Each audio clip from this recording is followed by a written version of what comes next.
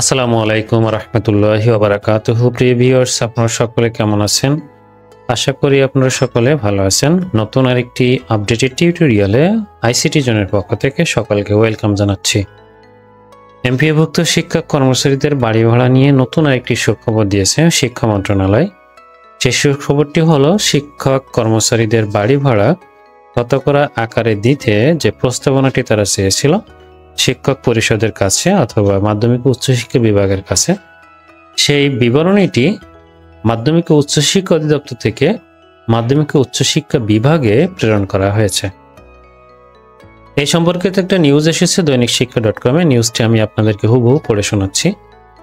বেসরকারি শিক্ষা প্রতিষ্ঠানের এমপিওভুক্ত শিক্ষক কর্মচারীদের বাড়ি ভাড়া শতকরা হারে দেওয়ার বিষয়ে সিদ্ধান্ত গ্রহণের জন্য আর্থিক সংশ্লেষের বিবরণী পরবর্তী প্রয়োজনীয় কার্যার্থে নির্দেশক্রমে পাঠানো হলো।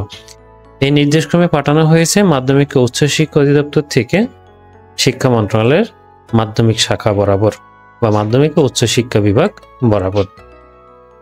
ব্যয়ের বিবরণীতে মোটামুটি বলা হয়েছে, মূল বেতনের ন্যূনতম 20% অথবা ন্যূনতম 3000 টাকা, শতকরা 15% ন্যূনতম 2000 টাকা এবং শতকরা 10% ন্যূনতম 2000 টাকা, 5% ন্যূনতম 2000 টাকা হারে বাড়ি ভাড়ার মাসিক ও বাৎসরিক আর্থিক সংশ্লেষের বিবরণী টেবিল আকারে উপস্থাপন করা হলো।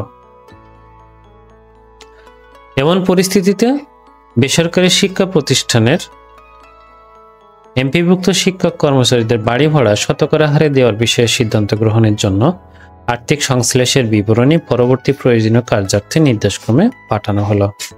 এর আগে গত 27 আগস্ট শিক্ষা মন্ত্রণালয় থেকে এমপিভুক্ত শিক্ষক কর্মচারীদের শতকরা হারে বাড়ি